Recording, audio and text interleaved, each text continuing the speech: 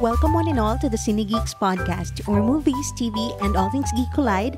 I'm Angela, still joined by my co-host Roy. Hey everyone, what's up? Hope you enjoyed the long weekend. Which still is until today. Yeah. Well, this comes out Monday, August 26, so the last day of the long weekend. Yeah. So hope you are enjoying it Yep. right now. And for today's episode, of course, as promised, we'll be talking about the following films. Blink Twice, directed by Zoe Kravitz, written by Kravitz and E.T. Feigenbaum, starring Naomi Ackie, Channing Tatum, and Adria Arjona. And Real Life Fiction, written and directed by Paul Soriano, starring Piolo Pascual and Jasmine Curtis Smith. All right. But before we continue, we would like to again remind everyone who hasn't done so, even our returning listeners, to please follow our pod wherever you listen to podcasts like Spotify, Apple Podcasts, and YouTube. And of course, don't forget to follow us on Instagram, TikTok, Facebook, Threads, Letterboxd, and X, aka Twitter, so you can join in on the fun. Also, visit our website, www.cinegeekspod.com, for the latest in movie and TV news and reviews. Please don't hesitate to send us your questions and feedback to our email address, cinegeekspod@gmail.com. And also join us on Facebook, our group there called the Cinegeeks PHHQ. Yes. So you can interact with us as well as with your fellow Cinegeeks. Okay, so without any further ado, let's go ahead and talk about the first movie for this episode, Real Life Fiction.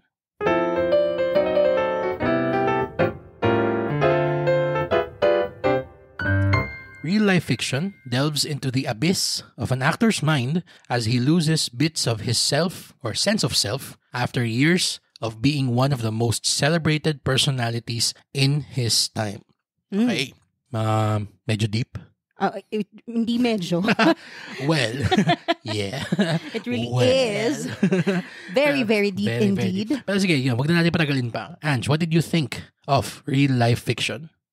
Grabe. How to answer that question? Parang ano yun. I'm still tinanong ka- thinking about what I think Parang about tinanong it. ka, what is the meaning of life? Parang ganun yung klaseng tanong yun, no? What did you think? It's 42. Yeah. High five. Yes. Okay. Actually, wala siyang anything sa trailer or sa logline. I did not know what to expect, actually. All I know is these are two very good-looking actors reflecting on the meaning of existence. Yun lang yung parang inallude nung trailer, which it did not give away. And it also gave everything, parang ganun. Kasi napaka-abstract nung movie to the point na it's almost philosophical. Almost. I mean, it is, if I may. Super. Ayun nga it's a beautiful mix of contradictions. Kasi nga, real life fiction is also a paradoxical statement, diba? Tama. So, it's the duality of everything in life. And we follow Piolo Pascual's character named Paco. And he's a creator. He's a creative. But we knew him in the movie as an actor. Parang who is directing his first film. Parang nag-function siya as an avatar for Piolo, basically. Nga meron din siyang meta element din. Super. So, parang this is like a brain tickle, actually. You don't know also if this is a story about real life, Piolo's real life, or if this is a fictionalized version of Piolo. Diba? Sige, sabihin mo dun sa yung part na Piolo Pascual gets the opportunity to play with his image, kumbaga, in the film. As yung image niya as Piolo, tas parang hinahatak niya in fiction, kumbaga. Yes. And we haven't really seen Piolo do work like this. I mean, ando dun na, napupunta tayo, like yung Mamalyari, na yung nagdadabble siya into less, quote-unquote, mainstream films. Yeah. Or yung yung stereotypical yung leading man.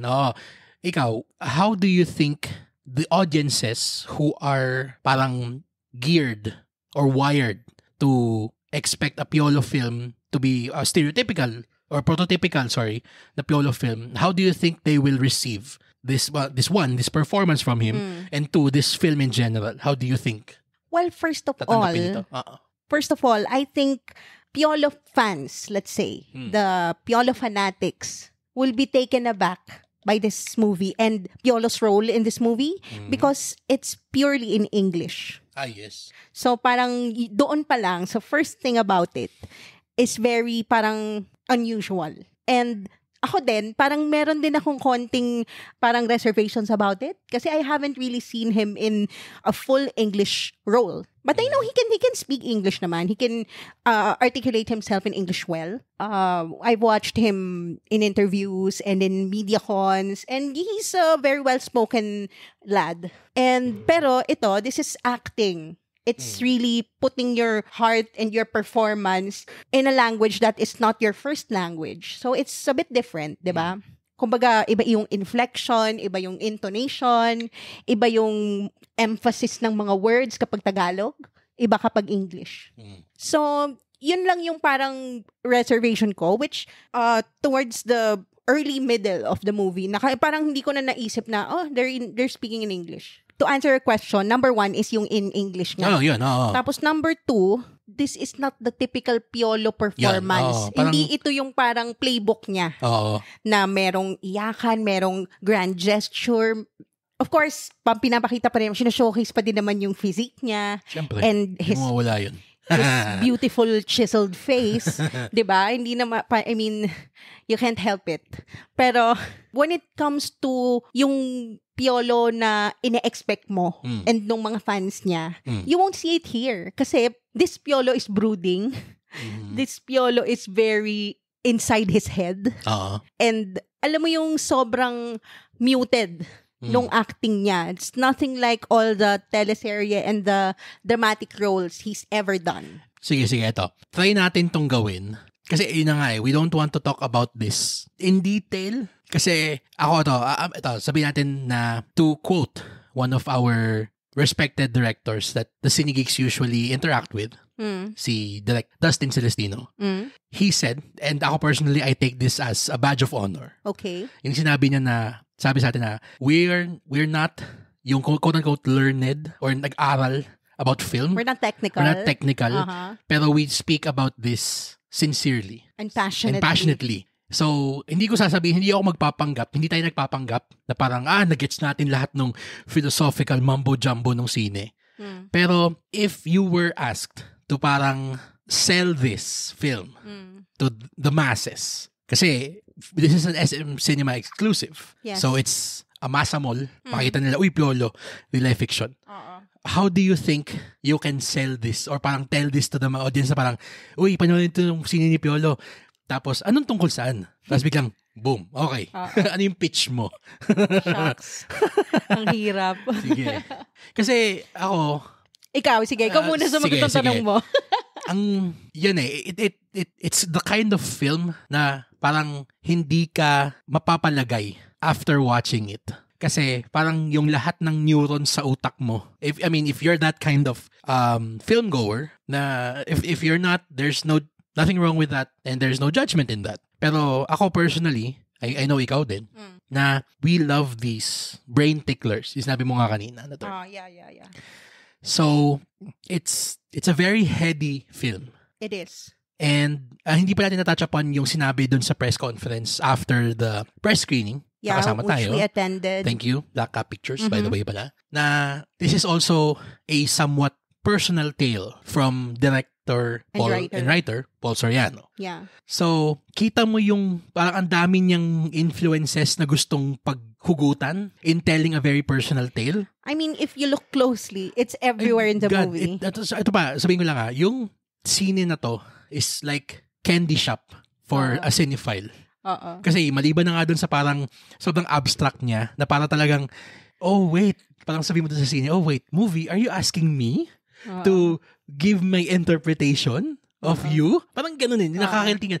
Mayroon siya yung mga Easter eggs pa, nakita mo kung sino yung mga obvious na mga references niya at yung mga inspiration niya. The books, the posters. Posters, books, movies, makita mo dun lagi na pinapakita si Charlie Kaufman. So parang yung alam mo na for the lack of a better term, mindfuck yung scene. Yeah. May Kubrick pa nga. David Lynch. May David Lynch. May Mulholland drive na poster, yung mga ganong bagay. Oo, na sobrang, alam mo yung parang, kumbaga sa Marvel movie, yung mga Easter eggs sa frame na makikita mo, parang biluga mo lahat, ganon. Pero at its core, after mong makita yung lahat ng bells and whistles na ganon, nakakatuwa na makakita ng creative na maging sobrang brave enough to bare their soul in celluloid. Kasi alam kong ang daming gustong sabihin ni Paul dun sa script niya Oo it's like his creative process. Ito yung parang sense of self niya. Ito yung tingin niya sa the blurring nature of reality and fiction when you are a creator. Yes. Diba? Tsaka din, yung nga may relationship si Paco with yung character ni Jasmine Curtis Smith, hindi pa na-touch upan yun, si Paula, na yung girlfriend, na pwede mong isa sa mga many of the millions of possibilities na interpretation to scene na to is yun nga na he's commenting on his relationship. Well, that's a possible angle. I wouldn't really... I mean, he's a creative who's parang trying to find the boundary between being a partner to an actress and being a partner romantically, being a life partner, and being a partner in the creative process. Yung ganun Yeah. Kasi actually ito, hindi ko masasabi parang asan yung delineation? Oo. Tama. Na parang ito, halimbawa, sa atin dito sa podcast. Na parang, where do we draw the line between parang being so harsh with our opinions, especially kapag sobrang salungat natin. Parang, do I forget na you are my partner? Parang ganun. Or parang, I just said that as a podcaster. As a podcaster, yung ganun. Oo. Kasi even siya, parang siyang hindi na niya ma-compartmentalize Kasi it's important also to note that this is a film na set in the pandemic. And also, yung nature ng kanyang creative process is method. Yun pa. So parang talagang grabing immersive. Sa trabaho talaga siya. And sub dun sa characters and the story he's creating. He is. Kaya I'm sorry to our listeners to this episode. I'm sorry if you're looking for like a straight up review of this film. Kami na unang magsasabi sa inyo na hindi na magagawa ng review to. Na parang talagang yung straight up na gano'n. Masasabi lang namin na magaling yung acting, which is sobrang galing. Props kay Epi Kison. Oh, yes. As Paco's manager. Agent or manager. Nakakatuwa siya. Na sobrang siya yung nagtatry mag-keep straight kay Piolo. Doon sa kanyang pag-burrow down the rabbit hole. Exactly. And yun nga ang ganda kasi niya nung nature ng kanyang narrative kasi you would discuss it for years to come. Endless well of ang daming discussion pwedeng, siya. Para siyang, like I said earlier, it's an abstract painting that you can interpret in million different ways. Or, to borrow another term that you've used in the past, it's like a Rorschach test. It's a reflection of your own yung pagkatao mo. Worldview. Yun. No? Mm-hmm. Yeah, paano mo titignan yung character ni Paco, paano mo titignan yung character ni Paula, si Jasmine. By the way, also is fantastic. Yung writing, impeccable. Direction as well. And I would also like to give major props to the cinematographer. Ay, oo. Grabe yung framing nitong movie na to. Sorry, hanapin ko lang. Si Odyssey Flores. Talagang, God, this movie is a feast for the eyes. Yeah, grabe. Super. If I'm just gonna watch it as a silent film, I can just look at the pictures and I will still have a great time. Pero ito ganun kaganda yung cinematography niya and sound design. Yun din. Ang galing din ng sound design niya. I'm really sorry. We're looking at the IMDb page. I don't think kompleto pa siya. Pero to the sound design team of this film, sobrang galing. Ito na lang, in closing na lang siguro sa real life fiction. We touched upon this point nung pinag-usapan natin yung Kantil, the Cinemalaya film a few episodes back, na we didn't appreciate. Parang tayo na hindi nag-click sa atin. Yung style, yung Terrence Malick style. Okay. Yeah. Na parang sobrang na esoteric to the 11th, to the nth power siya. Super. Why do you think this movie clicked with us more? It's also esoteric in nature. Sobra din yung abstract. Actually, it's even more abstract than Kantil. Pero why do you think this parang spoke to you more, itong real life fiction, than that film? Mas simple kasi yung kanyang mga concepts na tinatakil It's just about existence. What is real? Simple. existence. I mean, marami kasing tinatakil yung kantil. Merong Iba-ibang plot same-sex relationship, merong politics, merong nature, 'di ba? So ang dami niyang gustong sabihin. Meron pang parang statement on society. So ang dami. It became convoluted because of all the parang gusto niyang i-sandwich lahat. 'Di ba? Ang daming rekado. Pero ito, isa lang, pero hard-hitting. So it's the focus. That's what really stands out here. That's what really got me in this movie. And ayun nga, pero I wouldn't say na mako-compare ko siya sa Kantil. Mas malapit siya sa An Errand. Yes. Yeah. If you watched Cinemalaya and if you liked An Errand, you will like this. You will like this. Napaka-present nung siguro, I'm not sure if this is Direk Paul Soriano's influence as well, pero David Fincher's The Killer. Oo, It's very that. Parang lumabas ang The Killer after this. So, na-inspire si David Fincher ni Paul Soriano. Wow, probably. Wow. Sana all. Pero, ayun nga, napaka-introspective niya. Yes. And it's very understated. Beautifully performed by Piolo Pascual. Talagang nabigyan niya ng justice yung character niya. And also Jasmine Curtis Smith. Oo. Sobrang galing nila. Tapatan silang dalawa. And we asked them questions nga din about how they portrayed their characters. This movie discusses method acting. So, did they also do method acting in this movie? So, I'll play here a clip of the Cinegeeks questions to Piolo Pascual and Jasmine Curtis Smith on how they approached their method acting. Hi, over here. We would like to know, in your career, have you ever tried doing method acting? All the time. Tell us more about that. It's easier. I do it, almost every time I'm at work because it's easier for you to get into the character. I always request for a lock-in, so you're always in character. Not necessarily when you're not facing the camera, just as long as you know you are in your character, as long as you're doing it when you're doing it. So, yeah, it's really beneficial, especially for us. And if you do a lock-in like you're taping every day, you're just your character, so it's easier. Stay with us. We'll be right back. Is this dumpster fire we call reality bumming you out? Samesies. Viewing the Blues Away is a review of AFI's 100 Years, 100 Cheers, the most inspiring films of all time. Movies, mental health, mediocre commentary. New episodes every Tuesday, wherever you get your podcasts.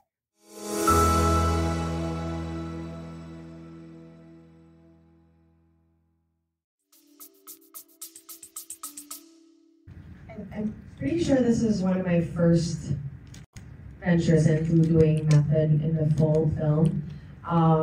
Previously, I've been able to use other techniques or, not really have to believe that I am the character. But it's just so easy for me to allow myself to become Paula as well because it's so close to reality and at the same time, the lock-in, the proximity, everything, all the dynamics that allowed us to work in towards the material kind of did call for me to also just be Paula, play Paula with that method. Because it wouldn't work if we didn't, I don't think. Yeah.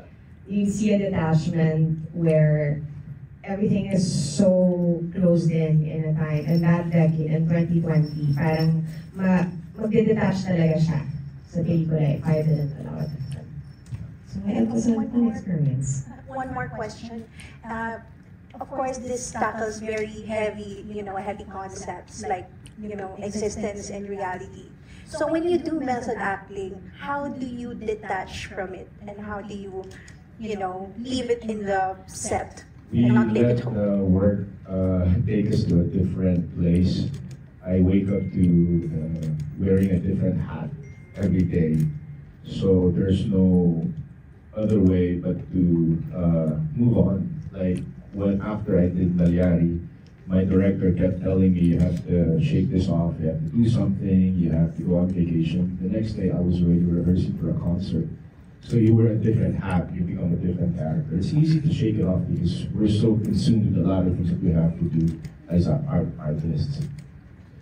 Definitely, you're almost forced into just shaking it off or detaching because there's no room to take your time half the time. Like what he was saying, oh, wala namang bayad. So after when we finished the project, actually I was right into doing Descendants of the Sun lock-in as well. So I was forced to cut off from playing a role of an actress, of a girlfriend, of being in this storyline and being caught up in a man's emotions and his world, his existential problems as well as mine. And then I had to jump into being a soldier, thinking straight. All right. So Ayan. you just heard from the actors of Real Life Fiction. Again, Piolo Pascual and Jasmine Curtis Smith. Please don't miss this film. Yun na lang yung sabihin natin muna. Kasi, I mean, as much as we try to spoil this, we can't. Yan, we're still, we've seen this, siguro isang linggo na tayo natin almost 1 week na since pinanood natin siya. And we're still dissecting it. Meron nga tayong isang friend na has already seen an advanced copy of this film. And sabi niya sa atin, years na niyang binubuklat itong scene na to. So parang, yun na nga, it's heartening again to see a Filipino film na opens up avenues of discussion. Like And Kanerand, yeah. ito, yung ganon. And genres na hindi usually ginagawa ng Filipino filmmakers. Yes, that's true. Or, hindi man usually, kasi may mga Filipino filmmakers tayo na nagda-touch upon this kinds of films, pero hindi siya mainstream. But we never get to see them. Exactly, kasi nga, hindi siya mainstream. And, One of, yes. meron ditong isang Yun moment. lang. Sabihin natin na lang may moment. It's a moment. Na if you are a fan of Filipino experimental film, squeak! Magigano ko na lang. Okay. So I guess that's it for Real Life Fiction. Okay. Yeah, we'll give this a solid A. Kasi sobrang talagang ang galing ng acting, ganda na writing, and just the mere fact again that it's a film that we will discuss for years and years to come. It's a treasure to have a film like that. Talaga. Okay. All right, let's go ahead and talk about the second movie for this episode, Blink Twice.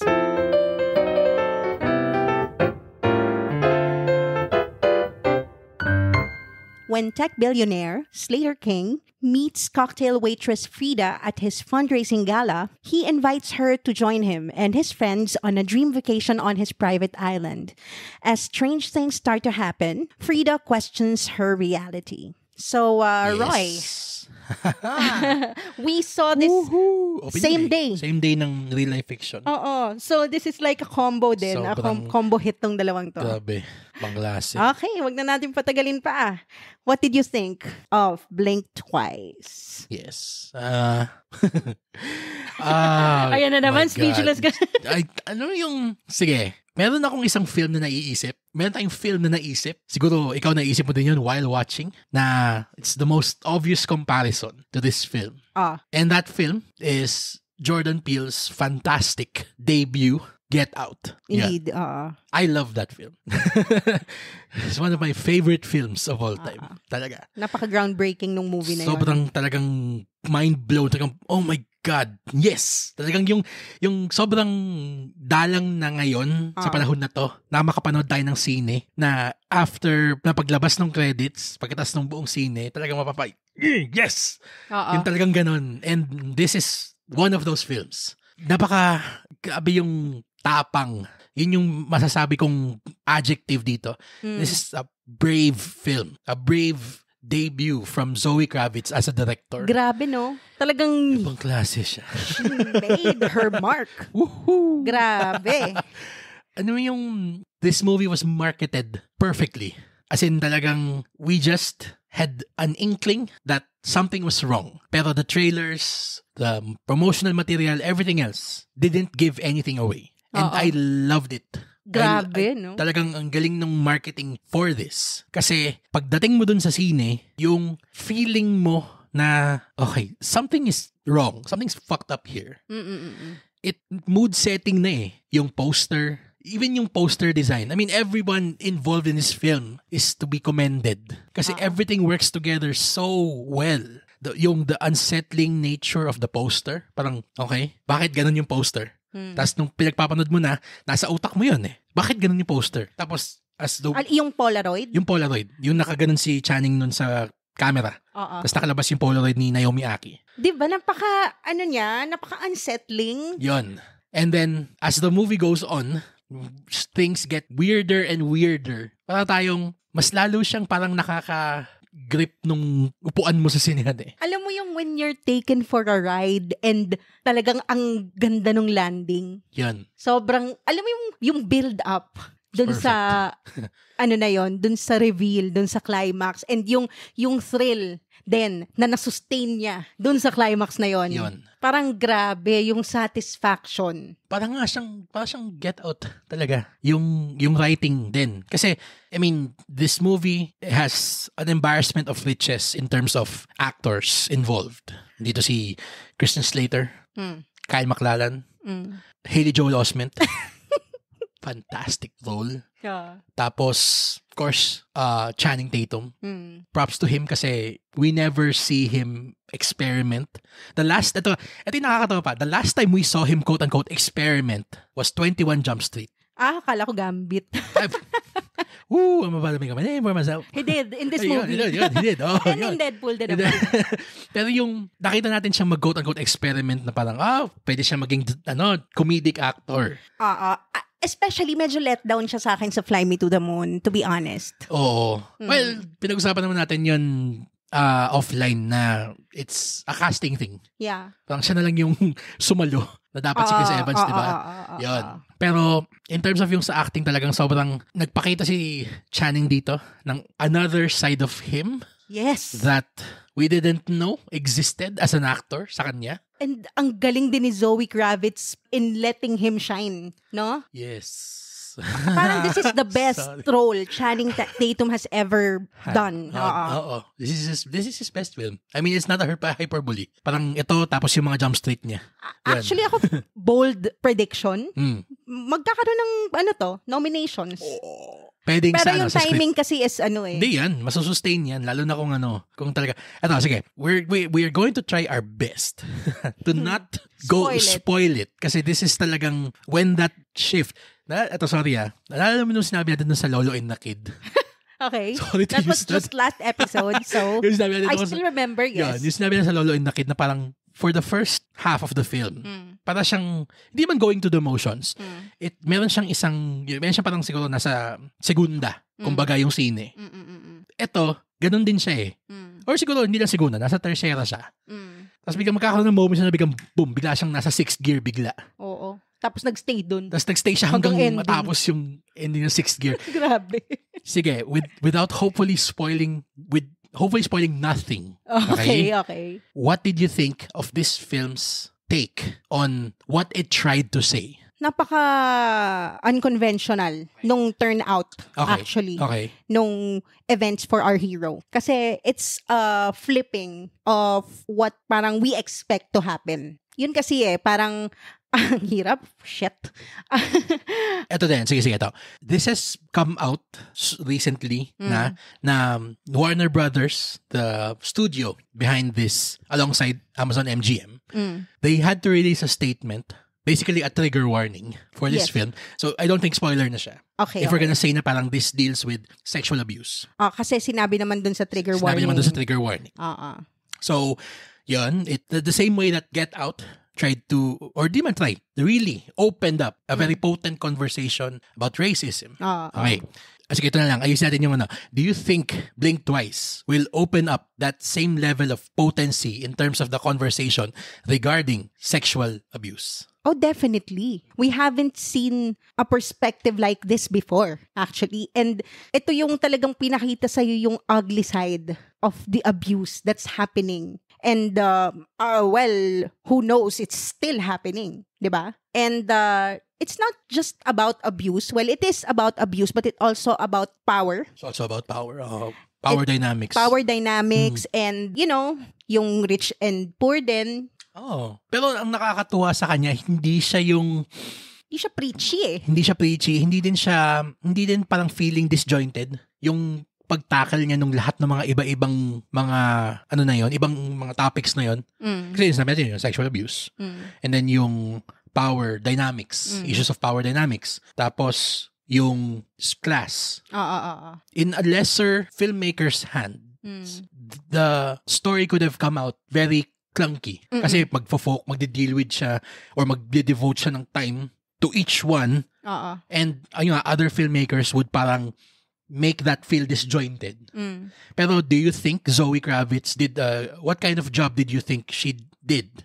Was it a good or a bad job na yung pag-mesh together niya? Ikaw para sa'yo. Para sa akin, sobrang ganda nung mix and match niya nung lahat ng dynamics and elements nung mga concepts na tinakil niya dito. Kasi parang she also tackled gaslighting here. And, things that the abusers and the ones being abused are parang telling themselves to make sense or to rationalize their actions. And yung pagiging powerless and voiceless ng mga victims to the point na they don't even know na they are being abused. Parang ganon. So, yes, sobrang sure-handed ni Zoe Kravitz sa pagtackle nito and she has a bold statement about it. Kaya siguro hindi nawala yung focus niya. It didn't become clunky or disjointed kasi she has a statement she wants to say. And boy, grabe yung exclamation point sa dulo. Kasi talagang, it wasn't a statement, it was a scream.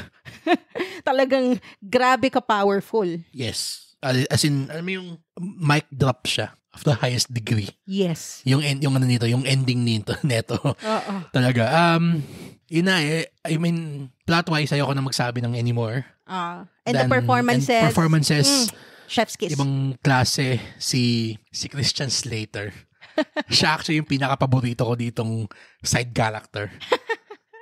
Kasi you would think na yung buffoonery niya is just empty. Parang buffoonery. Ganon. Pero yun na nga, it goes back to perfect meld of good writing and great acting na everything just makes sense.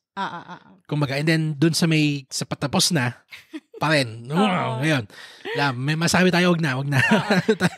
Of course, sobrang galing din ni Naomi Aki dito. Talagang it banked on her performance. Lest we forget, sorry. As Frida.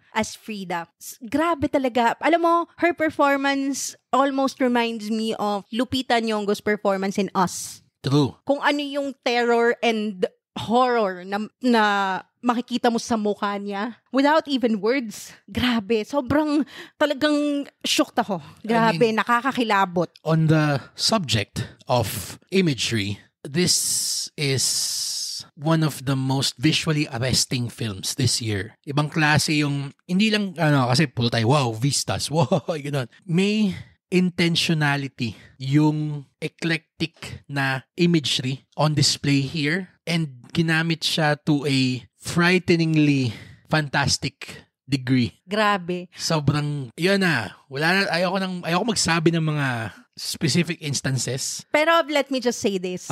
Talagang sobrang kudos to the storytelling of the production design and costume design. Yes. Talagang kahit sila, parang, kumbaga sa orchestra, their instruments sang. Yes, super. Masabi lang natin yung cinematographer dito, si Adam Newport Vera. Nakita ko dito sa IMDb na one of his credited works, was actually as the cinematographer for the very first episode of The Bear. Whoa! So yung visceral intensity ng episode 1 ng The Bear. Yung anxiety that you see on screen, no? It's here. It's nasa Blink twice siya. Yun lang yung sasabihin natin. That first episode of The Bear. Just Mariosep. Pero, yun I mean, at the end of the day, visuals and acting, to a degree, we'll say are bells and whistles na would fall by the wayside if the writing wasn't up to par. And directing. Pero dito, parang ayoko mag-compare naman kasi unfair din masyado. Pero ito siguro yung hini-expect natin sana na debut ni Shana Night Shyamalan sa The Watchers. Yung ganitong klaseng parang meron kang singular focus and vision dun sa gusto mong makita sa screen. Na talagang the source material be damned. You're going to put your fingerprints on the script. Ito alam kong may credited siyang co-writer niya, yung si E.G. Feigelbaum ba yun? I won't say naman na parang nag-overstep si Zoe kasi hindi man natin alam yung behind the scenes, ganyan. Pero you can infer na talagang she grabbed the script's horns Oo. and never let go. Talagang Talagang- sure-handed. Piniga niya yung vision niya Oo. onto the script talaga. And it means a lot more if this came from a woman. True. Super. Kasi this is a movie about Abuse. women's abuse, di ba? True. Kaya, kung ganitong klaseng parang, ayoko naman sabihin na parang, wow, babaeng Jordan Peele, si Zoe Kravitz. Pero kung hindi yung about the supernatural na lagi siyang horror yung ginagawa niya. Pero kung ganito ka-singular yung vision niya sa lahat ng gagawin niya, nakaka-excite. Panoorin yung kung anong gagawin niya next. Actually, hindi ko nga alam, it's not just horror. It is horror and a lot of other things. It's genre bending. Yan. Just like Jordan Peele. Well, kasi si Jordan Peele naman kasi parang gusto niya yung, alam mo yung parang yung mga more funny pero creepy na mga sketch nila sa Key and Peele. Mas ganun kasi yung gusto niya eh. Pero kasi ito, parang ito sana yung mga episodes ng Twilight Zone ni Jordan Peele. Let's not talk about that. Diba? Yun na nga, diba? Yeah. Pero kung ganito lang sana, yung raw intensity and power on display na unafraid to make a statement talaga. Talagang bold and Ay, God. brave. Grabe. Naalala mo, sabi mo kanina na parang yung pinanood natin to on the same day ng real life fiction. Oo. So, Grabe parang, yung 1-2 punch ng araw na yon, no? We ate good we that ate good day. that day. Yes. So, dito sa Blink Twice, yeah, we're also gonna give it a rating of A. Yes, A's across the board. Sobrang, what an episode for today. We had very few movie releases this week, pero grabe yung quality. Grabe. It's quality over quantity. Do you think itong Blink Twice, may dadagdag natin siya dun sa marriage story category of films, or would you be open to seeing this again? Oh, I'm gonna watch this again. Sobrang satisfying nito panoorin. Yes. I mean, yan. That's a clue that you should watch it. Yeah. Sobra. As a woman, you owe it to yourself to watch this movie. True. Ayoko na magsabi na anything else. Baka may masabi pa tayo iba. Yeah, so that's it for our episode talking about real life fiction and Blink Twice. By the way, as of this time of release, only Blink Twice is in theaters. Okay? So, Real Life Fiction comes out on August 28th, exclusive in SM Cinemas. But if by the time Real Life Fiction has come out and you've seen any one or both of the films, please share with us with what you thought about the films. Yeah. Comment it on our social media accounts or down below on our Spotify episode page. And don't forget to set your players to automatically download our new episodes so you don't miss out on our fun Cinegeek conversations. And while you're at it, give us a 5-star rating on Spotify and Apple Podcasts if you had fun or learned something new during this episode. We would like to thank Black Cat Pictures for inviting us to the press screening and press conference of Real Life Fiction. By the way, we will be uploading the press conference of said film on our YouTube page, so please watch out for that. But as always, the studios and the distributors of the films are not given any creative control or editorial approval of this episode. They are hearing our review for the first time, same as you are. For my co-host Troy, this has been Angela. Thank you for listening to the Cinegeeks podcast, where movies, TV, and all things geek collide.